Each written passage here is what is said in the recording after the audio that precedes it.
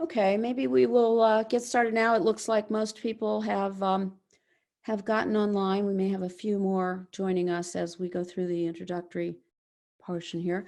My name is Sandy Bracker.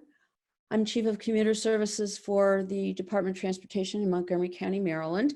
And as you can see, we have presenters today that are going to share with you their expertise and respond to questions. I want to welcome you to this webinar. It is intended for Montgomery County employers and employees, I should say, who are working in Montgomery County for Montgomery County employers. We're very glad you could join us. This session is being recorded and it will be available on our website after the presentations conclude. And we will be accepting questions during the presentation. There is a Q&A button down at the bottom of your screen. Hopefully you can see that, that you can submit questions there. We did have a few questions that were also submitted in advance, and we will be addressing those as well as time permits. To the extent that we don't get to all the questions, we will try to have those answered on our website as a follow-up. I also want to mention that there is an opportunity for businesses in Montgomery County to receive free consulting services from the experts that we have presenting these guidelines today, this guidance. And so for employees working at employers in the county, it would be welcome if you want to mention that to your employers, to your businesses, and they can follow up with us. If you have specific elements that you'd like for them to address, you can also shoot us an email if you'd rather we reach out to some of those employers that you work for to follow up. If there are certain things and you feel less comfortable, shall we say, in identifying yourself to your employer, we can certainly reach out on an anonymous request to that specific employer. So let your employers know that this assistance is available to help get through this COVID-19 challenge. And there will also be a survey, follow-up survey. We'd like to get feedback from you on to what extent this has been helpful to you. If you need additional assistance, if there are things that we can help with, we're open to and here to be able to do that. So I just want to, of course, acknowledge we are living in very challenging times. And there are a lot of negatives, of course, that are going on right now. But our hope is with this webinar, we can focus on some of the positives. And we can look upon this, all of us, as an opportunity for hands-on learning. We've been thrust into a situation we had not anticipated, but we can position ourselves and learn from this experience so that we can do this more effectively on a more ongoing basis wherever it will work. Obviously, telework does help balance work and family. It does have the potential to reduce stress from commuting. There may be additional stresses that we're encountering as a result of this situation and teleworking under these conditions, but those are things we're here to address. Obviously, it also can help save the environment, and we know some of those benefits. But some of the others are, we can save money as well with more telework, save money for the businesses and save money for employees as well. Saving on commuting costs, a lot of us are saving on haircuts and wardrobe expenses as well. So we're here to hear from our experts, and we'll hear about the management approach and the employee perspective and the technological challenges. Elham Shirazi is a principal with ePlanning. Bernie O'Donnell is with Partner Consulting. Drew, who is pictured there, is unable to join us today, but will be available in the future. And so without further ado, I would ask that our presenters begin. And then as you have questions, again, please share those in the Q&A and we'll be following up on those. So take it away, Elham. Thank you so much, Sandy, and good afternoon to everyone in Montgomery County. As you know, this webinar is really geared towards you, the employees who have found themselves in these new circumstances. I did a similar webinar last week in Colorado, where actually we took a poll to ask the employees what they were feeling And I can tell you that some of the typical words that came up were frazzled, unsettled, pulled, anxious, stressed, bored, energetic, challenged. So I just want you to know, if you're feeling any of those, you're not alone. And what we're trying to do is help you, get some order in your day with teleworking so that hopefully it becomes a more fruitful experience. So a lot of you have started teleworking without any pre-planning. Probably some of you fall into the category where your employer might have had a policy or guideline on teleworking, but a good 60% probably of you are new to this. And even if your organization's allowed teleworking in the past, maybe it was on an informal basis, a day or two here or there, and some might have had full-time as well. I think a few things for us to think about is how teleworking performs today in general will have a huge impact on how likely employers are to adopt teleworking post-COVID-19. And again, remember that post-COVID-19, a lot of the externalities that you're facing today will not be in your lives. Hopefully the kids will be back to school, and you will be able to separate home from work. For some people who don't like teleworking, they're probably looking forward to going back to their desks. But at a minimum, we're hoping that maybe companies do recognize that there is room for telecommuting, teleworking, at least a day or two a week. So we're in a very unique position to test this. This is the biggest experiment on teleworking in the world. It's a global experiment, but we will learn a lot of valuable lessons. However, I think that both employees and employers play a big role in making sure that this is successful, so that there are results and there is productivity at the end of it. And hopefully, you won't be feeling challenged or lost, after having teleworked for a while. A few just kind of top tips: do plan your daily activities. Try to find a way to manage disruptions. Be calm and relaxed and breathe. Honestly, I think the worst thing we can do is stress ourselves out, because there's some things we can control and some that we can't. And work is one of the items that we can have control over. So you may be thinking, what are some adjustments going to be? Especially as people, teleworkers and employees, you're probably wondering about the impact on teamwork. How will your manager know that you're working? You might be even concerned about isolation. And obviously, you need to be really organized and figure out ways to deal with distractions in the home. So these are some items that we're going to be discussing in the next few slides. What is a teleworker's role?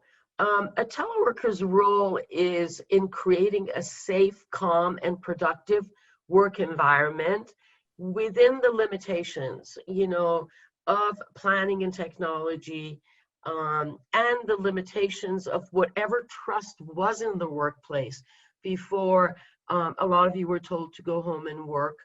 And also with the existing relations and communication strategies, and given the work-life issues that may make it difficult, to be able to get your work done.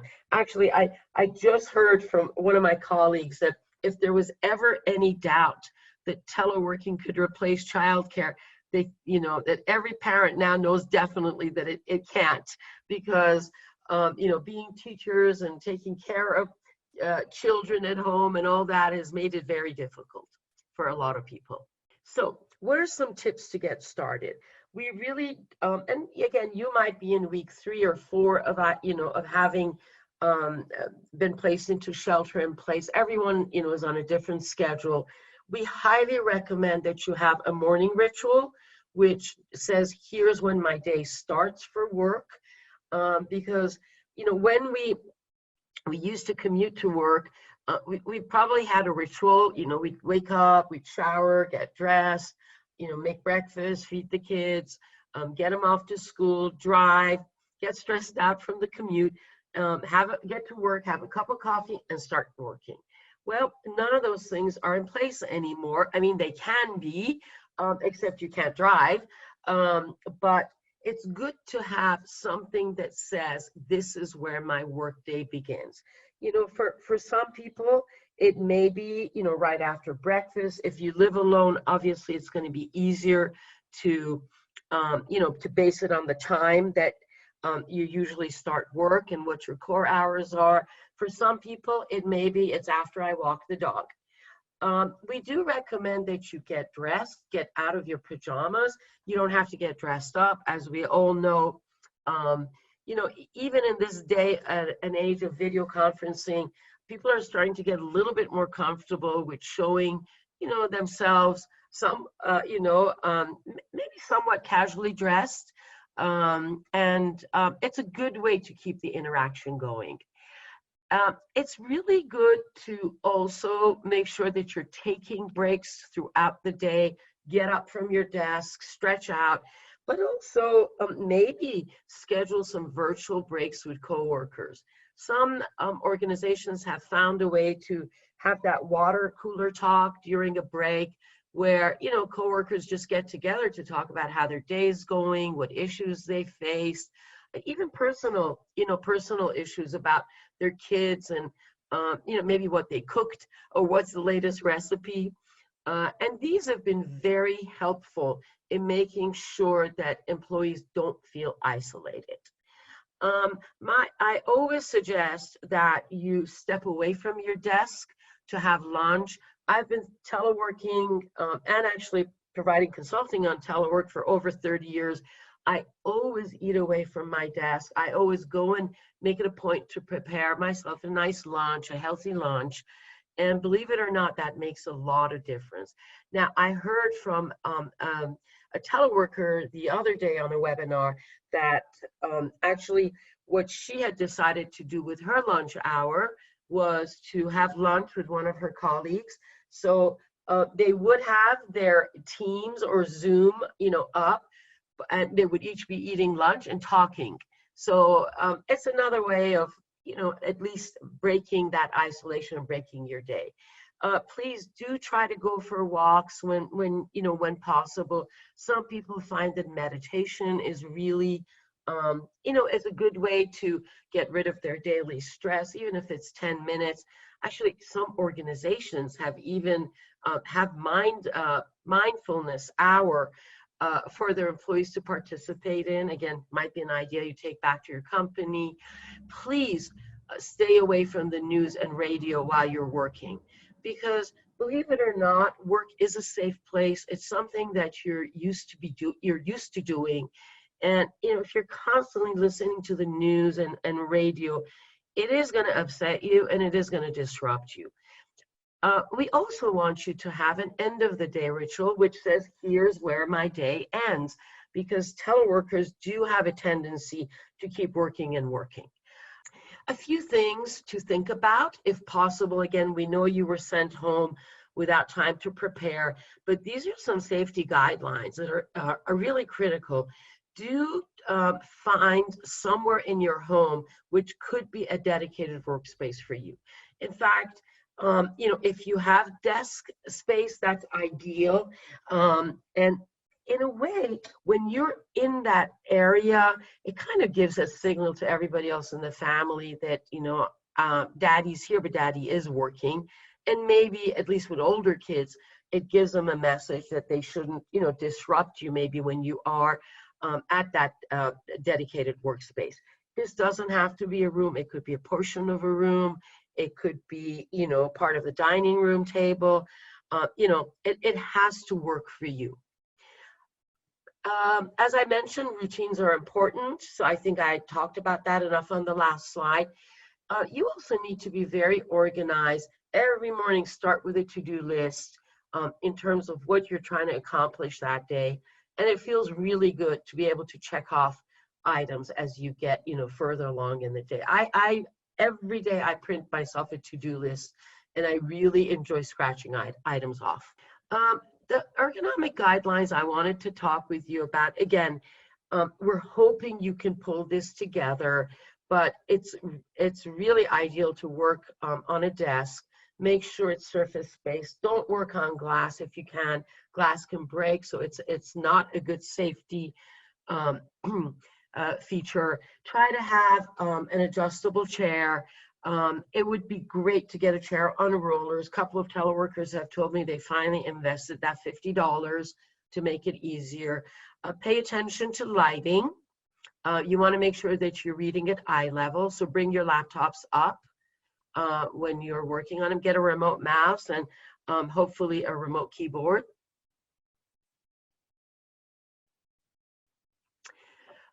Pay attention to a few safety features, such as support that you need for your equipment. Make sure that you're close to the electrical outlets. Make sure the cables don't run throughout, the house or your work area, so nobody can trip. And make sure that you're not in direct sunlight and probably away from heaters. Noise is not ergonomics, but to the degree possible, we know this is difficult in this environment, but make sure that that you are keeping noise that may not sound like you're working out of your working area, such as crying children, dogs, any kind of noise. But we do know that this is a little bit hard to control now. Hopefully, when you have a real telework program in the future, then those things are under your control. You've got to train your family and friends to say, to let them know that, yes, I am working, and that, so people don't just, expect you to do certain things. It's really good to try to create some respect around that space. Decide what kind of interruptions are okay. Have some rules for materials you've taken home from the office, especially, if you're using a company issued laptop or PC, you might have some scissors, staplers, pens. I think the understanding to everybody else should be that these are for work and they're not for the use of others in the household, especially those laptops and equipment issued by your by your employers. Okay, let's keep going.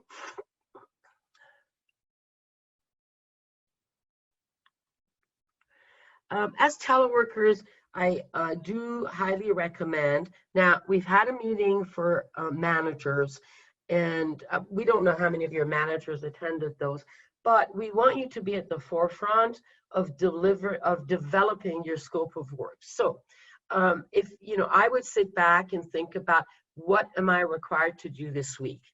Come up with your objectives and deliverables. Come up with time frames. I would send an email to my manager and say, here are the things I'm working on. What do you think? Should we have a conversation? And by the end of the week, do a review status. It might be as simple as checking off what got completed, or having a meeting with your manager. Sometimes that weekly meeting by video conference can be uplifting, so that they can see your gestures and your body language, and vice versa. And it just may make for a better kind of a work relationship. I recommend doing this every week until that this process becomes organic. And you might have to continue this with your with your managers on an ongoing basis, but it gets everybody on the same page. This is just a sample of a task schedule that can be used for keeping you accountable, or you can basically use this to send to your managers to let them know what you're doing during the week. This is on the website that will be later referred to. Have clear direction about when your presence is needed at meetings, whether it's by phone or electronically. It's a really good idea to do 15-minute team huddles, just to check on everybody. And so don't be shy in terms of when you can have these meetings, obviously virtually through video conference or by sharing the screen. And make sure that you're trained on the use of collaborative technology. If you're not, ask your managers for what tutorials there are and ask them for time to learn about those tools. It's okay to interrupt, meaning that if you need guidance, don't be shy of calling your managers, your coworkers, your mentors in the organization, if they, or texting them. If they can't respond right away, they will get back to you. But obviously we have to manage this environment a lot more electronically, but don't be shy of making phone calls, because that might be exactly how you get better direction. The other thing you should find out is if you can flex at the beginning of the day and end of the day. So maybe start later and later, maybe start sooner and sooner. And have a definition of what the core hours are that your business requires you to be present. Now, some parents have, have split up. Partners have split up childcare issues. So maybe one person takes care of the children in the morning, the other person takes care of them in the afternoon. So that has to all be clear. And your electronic calendar should be updated in terms of what are work required meetings, and also maybe what is the personal non-available time that you and your manager have talked about. I think some of these are pretty common sense, but just maintain contact, make sure you're following security, but Bernie's going to talk about that. Just keep in touch with everyone just as you would, before, when we were all in the office, except for this requires a little bit more scheduling and coordination. If you start brainstorming with a few staff members or with one person, pause and think who else should be involved in this, exercise, and do try to include them. FaceTime is critical, meaning use that video. It does help you build relationships. I think I've covered the last point. Don't get burned out. Make sure that you have work-life balance. And we also want you, as problems arise, please try to be proactive, meaning don't think it's going to go away. Take some time to resolve those issues as they come up, because that will really add to your teleworking experience. Just a few final words. Don't neglect problems. If you're in the middle of a project, you can't get further, contact other people, contact the IT department. Make sure your managers are aware of what is and isn't getting done, so that they don't have expectations that are different than yours. There is an adjustment period, but all we can tell you is that teleworking does get better over time if you manage the process. Thank you.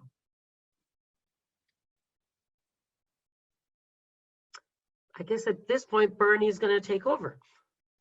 All righty, thank you very much, Alan.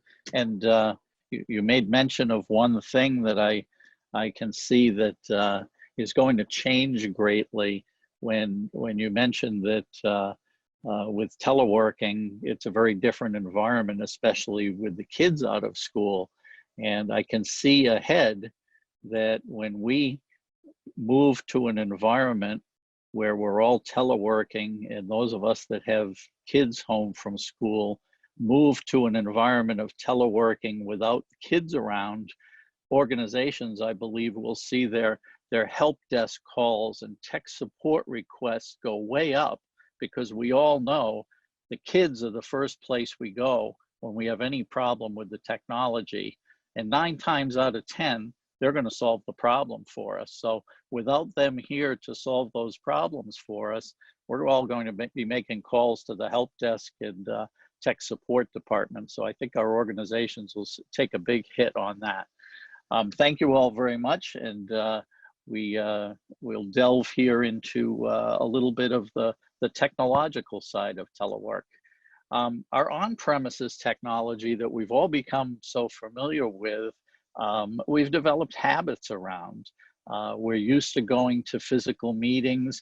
We're used to using the devices and the connectivity and the means of collaboration that we've had there. And even though occasionally the technology has changed, it's been in place long enough that we've developed habits around those devices and those tools. And while some of those things can be the same experience when working remotely, some of them aren't. So we're moving from where everything is here on premises to a more cloud-based in the network environment. Fortunately for us, since most of us have personal devices that might be of various platforms, iPads, smartphones, Macs, PCs, laptops, desktops, these services are mostly device agnostic and platform independent. So we're able to use them and quickly leap into this telework environment without having to do a ton of planning of, will my computer work with this software or that software, this collaboration tool or that collaboration tool. And we're using multiple forms of communication, instant messaging, voice, text, video, where for many of those in an office environment or in a single building environment or campus environment, we might just walk up to someone or might conduct meetings. Whether we really need to or not, it's just a habit. So we're moving through these changes in terms of the connectivity and the devices that are available to us, but also in terms of what our habits are and moving our habits to work with the tools that we have. So for the technology to support the remote workforce, we have to consider what's efficient and effective for you. We do have certain equipment and technology, and we're using these cloud-based applications. Fortunately, many of us have used these on a personal basis, and it's not a huge adjustment to use some of these in a work environment. It might be a different email system or a different word processor or a spreadsheet that we use, but they basically operate in the same way and require fairly minor adjustments. The technology eliminates the travel, and we do have to consider down the road that other than telework, how great this will be in terms of the education we all get from this experience that we can bring forth to our organization's business continuity plans, whether it's for bad weather or a building shutdown, any need for people to work remotely, whether part or all of an organization. And it also brings us technology to remotely support our customers. So our customers certainly would appreciate the ability to reach us maybe outside of office hours. In the telework environment, we may be able to shift certain people onto different shifts and cover more of the workday, and it might be more convenient for the employees to do so. And those that want to cover outside hours are happier to do that versus those who want to cover certain core hours. So that technology brings that flexibility to help remotely support customers. Some of the popular collaboration tools that we're using are, Cisco WebEx, Google Office 365, Slack, Zoom, and these overlap, and there aren't too many tools available out there today that don't overlap.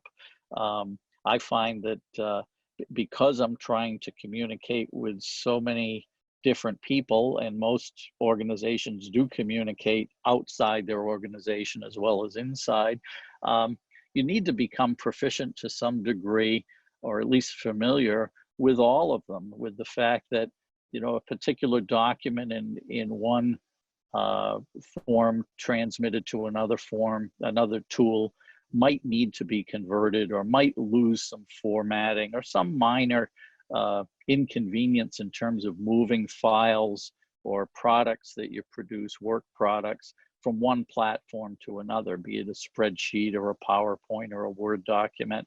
But by and large, all these products, to survive in the marketplace today, have to work well with others. And we need to work well with others in terms of the tools they're choosing. And you probably find that your best case scenario is to at least become familiar with each of them and maybe try some of them, since a lot of them do offer you know, free trials or a freemium offering that you try it for a while and then buy in if you choose to. So these tools, there are other tools out there certainly, but these are some of the most popular collaboration tools.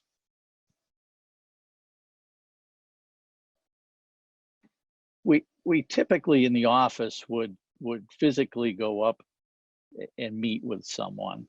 That certainly brings the benefits of one-to-one, face-to-face communication, that you can see their mood, you can see their attitude. If they hold their hand up, you can tell they want you to stop talking. And some of the tools that we have try to replicate some of those things. Perhaps video conferencing, you know, helps give you that ability to actually interact with someone where you can see their facial expressions and really get the most out of that communication. But in other cases, you might make a phone call to someone 2 floors down at the office. A phone call is sufficient for a short communication that voice only is fine. Other times things need to be documented. In terms of the tools we're using, you know, there are whiteboards and you know, as we're doing here, screen sharing and software that allows us as close as possible to replicate that in-person communication. So you want to determine the mode of communication to suit the environment and pick your tools accordingly. And unfortunately, some of that has to come through trial and error. You'll use voice and video conferencing or whiteboarding and messaging and screen sharing to conduct a certain communication or a certain meeting. And you might find it just doesn't work for certain meetings. It might be based on how many people are there, how much you have their attention, how long you need their attention. And you'll need to use a few different tools in order to slot what really works well for a particular mode of communications. And we're all, you know, we all have passwords to 50 different systems in terms of logging in and using different modes of communication, but there are certainly the right place and the right time to use certain modes. And some of that is just going to have to come through practice and through the personal preferences of the people you're communicating with.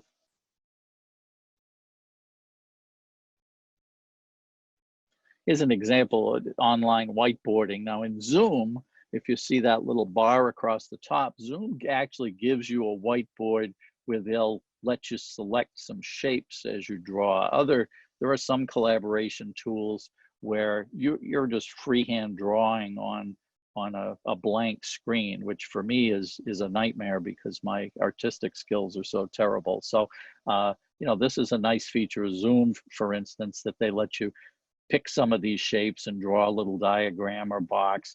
And these kinds of tools can really shorten an online call and allow that level of collaboration, just as if you were in a conference room with a whiteboard. And as we all say, a picture's worth 1,000 words. So this can be a handy tool once people practice with it and get used to it a bit. Here's an example of presence in an office or, you know, a campus or building environment where people are walking distance or within earshot. I can hear if somebody 2 desks away is on the phone or not, or if they're talking to somebody, if they're available. It's a little more difficult where we're all in separate environments.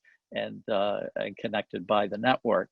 But the presence feature that some of these software and collaboration tools has accomplishes that for you. And it already exists in many office environments, but it really shines in an environment where people are located remotely, so that before you call someone or before you text someone expecting to get a quick answer to a message, you can see whether or not they're available, or they may be in a meeting, or they may be out for a day. So a presence feature, especially for a highly interactive group looking for quick responses from one person to another, maybe a tech support environment, presence can be a very valuable feature. In your home office, a headset is well worth whatever you would spend, up to a point, what you would spend on it. The computer audio and the microphone and speaker on a computer in a very quiet environment and in certain situations may work, but it's the equivalent of using your cell phone in speakerphone mode. It isn't great audio quality for either party, and it keeps people focused if you have that headset and you have good, clear communication. On video calls, you really have to consider your environment. It's not a typical skill of any of us that we're Hollywood producers, but we do need to look at our lighting. If your lighting's from the back, your face is going to be not featured. And if there isn't enough light on the front of your face, the person on the other end of the call can't determine your facial expressions and how you're reacting to what they're saying. And you have to have your background considered as well, because the camera catches not only your face. With some of the software tools, you can pick a background or blur your background and eliminate it, so to speak, or put a photograph in place of it. But if you're using your background, the background that's there in your environment, you have to consider that you don't have something, written on a whiteboard or tacked up on a bulletin board behind you that might be confidential or might draw attention away from your conversation. We all certainly have to have an awareness of fraud, and most of us in the internet age have developed that just through the normal volume of spam emails that come through, and the fraudulent things that we hear about in the media. And whenever there's an event, like the COVID-19 situation now, or other situations or disasters, some of these bad actors will really play on people's concerns and anxiety and willingness to find solutions or donate to charities. So really watch out for that. Fortunately, I find that the emailers with a lot of these bad emails trying to get you to click on a link and give away your username and password to some account really didn't do well and didn't enter many spelling bees in their younger days. They always seem to throw a good few spelling errors in there, and that's usually my tip off to them. And I think they have some kind of reverse spell check that they put their emails through. And always be wary of those suspicious emails or links or something that someone's going to send you. And certainly, as they always say, if it's too good to be true, it's probably not true. You've probably heard a little bit about Zoom bombing in the media, and there's, certainly there's some truth to what's been going on. It has happened. People have had this experience, but in our rush to adopt some quick teleworking tools, Zoom has been, and other tools have as well, but Zoom has been particularly noted for being user-friendly and easy to use. And you can download and be up on a meeting in less than 60 seconds, but you can't learn all its controls in less than 60 seconds. So you really need to look at the offerings. Zoom is just one example. It could be Microsoft Teams or Google Hangouts or something else. But all these products typically have controls, and these controls will Keep participants from speaking in the meeting if the leader of the meeting sets it up properly. With Zoom in particular, you can get Zoom in a meeting format, or you can get Zoom in a webinar format, which gives you a higher level of control. And by going in and really learning the software and testing it, getting on a call with someone and saying, let's just test out all the features on this. Let's not have any other subject matter on our call, but let's drill down and use all the features on this tool. It can be very educational to making sure that you're using passwords when they're appropriate, using a virtual waiting room, and knowing how you can control the meeting and control the attendance of the meeting.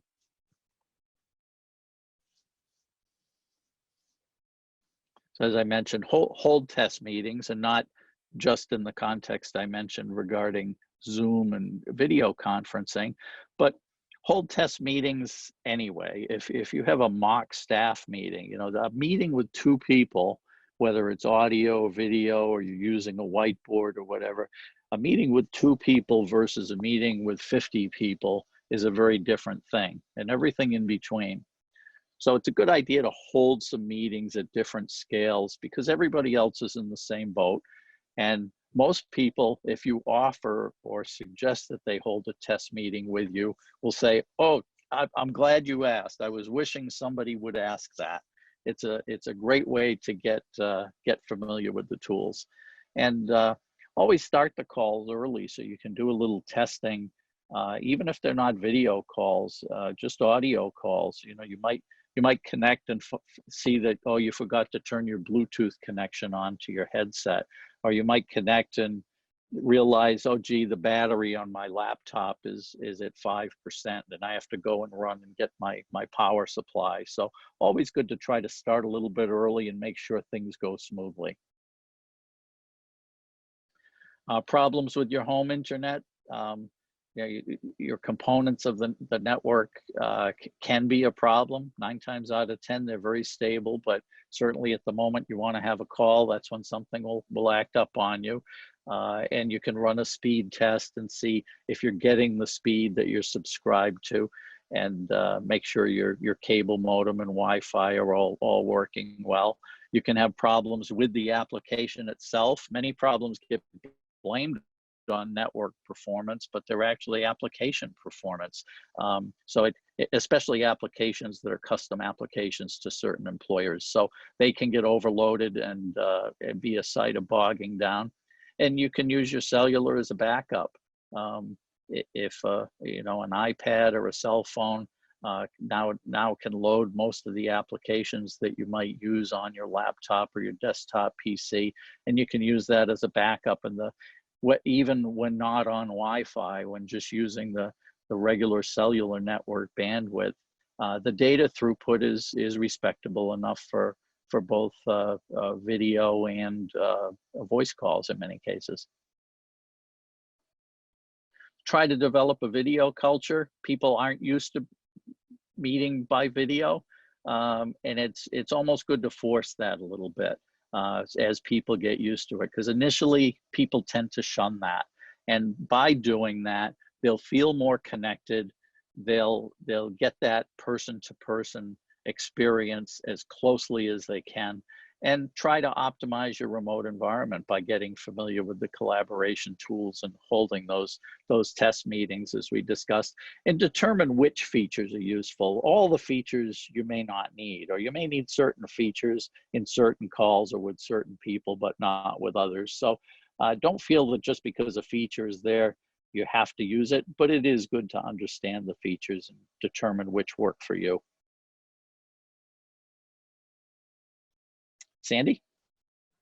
Yes, thank you, Bernie, and thank you, Elham. We do have a number of questions that we will be addressing. And as I said, we have about not quite 10 minutes, I guess, left, but maybe we can get to most of these. We had a few submitted, as I said earlier. One of them was with the COVID-19 restrictions from leaving home, a feeling of isolation is exacerbated. This question has to do with what strategies could people use for combating a feeling of isolation? I can take a stab at that, Sandy. It's Elham. I think, some of the tools that we talked about earlier, in the presentation, should really be taken seriously. A lot of, employees are doing water cooler breaks. They just decide on a time so that, they get on a video conference together, and that's their, that gives them a chance to have the same conversation they might have had in the kitchen or, by the water cooler, having those virtual meetings, taking breaks. I think, definitely try to make room in your life for taking walks, to go outside. We do realize that this is probably hardest on people who live alone. So you have to be creative. By the way, I've also heard of employees who've started swapping recipes and pet pictures, also online with each other as a way to break the day. So let's think of how we can, bring more of our, of our shared interests into this environment. Okay, thanks, Elham. Another question was about, and actually I'm going to combine a couple of questions. Somebody had, oh, by the way, could you please, if you have questions, put them into the Q&A rather than the chat. We are picking them up from chat, but it would be better to put them into the Q&A for later reference. So someone who's saying, I do morning and end of the day status with my employee, but the work is not getting done, and this individual feels overmanaged. Do you have any suggestions? And another related question was, if you see a coworker struggling or appearing to be struggling, what can you do to help? I'm not sure if this had to do with work-wise struggling or maybe personally. So those questions, if either one of you have ideas about that. Sure. Let me try at least the first question, which is, the manager saying, I check with the employee early, I check with them, at the end of the day, nothing's getting done. I think it's, this is a time for managers to be very communicative. Also, think about how was it that you knew the employee was working before when they were in the office? What were some tools that they were using? Definitely have a conversation with that employee. And I would say nip it in the bud, because the longer you let it go, that's not useful.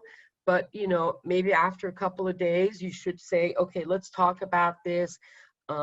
What are your challenges? And try to get an understanding of why maybe the work is not being completed when before it was when they're in the office. You've got to be candid.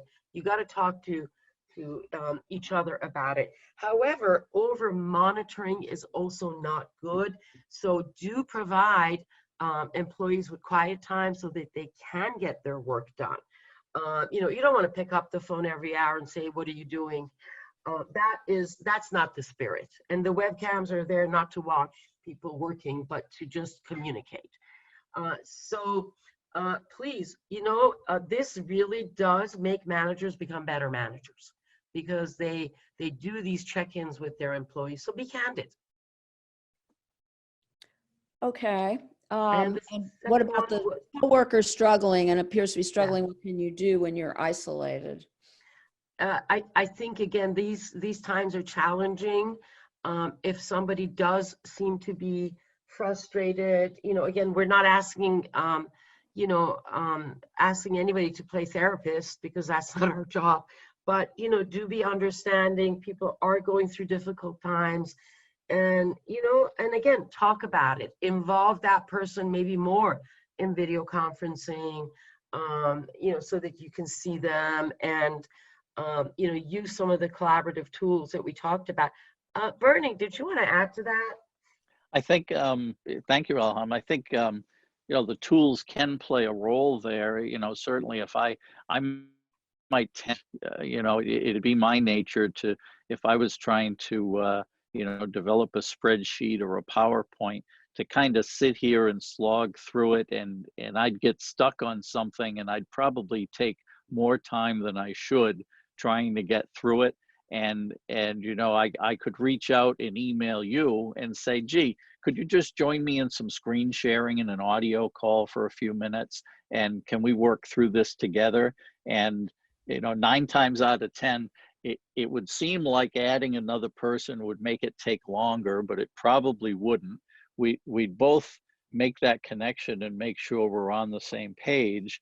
And we'd again, 99 times out of 100, we'd end up with a better work product than if we had tried to do it independently, because we're putting both our heads together. So I think that the tools themselves can be useful, for the technology they bring, but what they really bring is, that togetherness of thought. Yeah, I think that is a good point, that this in many ways requires us to collaborate in a different way, but maybe to a larger extent. And with regard to the question about the employee struggling, if that is, as Elham says, we're not to be therapists for each other, although there is a certain therapy just in discussing things. But many organizations, and I know Montgomery County is one of those, do have something akin to an employee assistance program where, and it's still operating. And in some cases, they're, working very hard with a lot of employees who are having challenges psychologically during these times. So if you have something like that available in your organization, now would be the time to refer an employee who is having problems, to encourage them to take advantage of that. And in some organizations, a manager or supervisor can actually make a referral to ask that program to reach out to that employee to facilitate that process without violating any, confidentiality laws, of course. It has to be done in the right way. Another thing I've noticed is that there are ads now for outside consulting, psychological consulting, online services. So there are some of those things available if your organization does not have something internal that you might be able to suggest that an employee take advantage of. There was also, well, we've talked about the over managing or, interruptions and things, but there are people who have emailed questions about that, what do they do if they have a manager who is doing that? What does an employee do if they feel that they have a manager who's constantly, looking for feedback, over interrupting or over managing? Do either of you have a suggestion in that regard? I would try and talk to the manager first, and try to give them understanding that I need some quiet time, so to speak, to get my work done. The other way to do that might be on your electronic schedule. Just put something which is preparing report. As preparing report on something, as kind of something that's on your schedule, so it gives another person the indication that you are working, so that they don't do it. Honestly, in this environment, we have to talk about things, and again, there are diplomatic ways of letting people know that constant interruptions are not okay. The other thing that I noticed works very well is that if someone, calls me and I'm busy working or, doing something for another project, I usually just text someone back and say, can you please give me 30 minutes to get back to you? I'm writing, or I'm on a webinar or something like that. So you may be able to defer some of those things with just a simple text or chat. I think that is a good idea. We did have somebody submit an idea also about combating isolation, that Zoom has a background feature that you can add different scenes during water breaks or meetings. And I wasn't aware of that, so that's good to know. Thank you, Zach. And then technology-wise, what does someone do if they're getting poor internet service? That was one of the questions that came up before. And a suggestion, I just want to put it in here, that if you have a rolling chair to stop noise and make it better in your carpeting, you might be able to purchase one of those pads, those chair pads. But the question about internet service, Bernie, maybe you could address.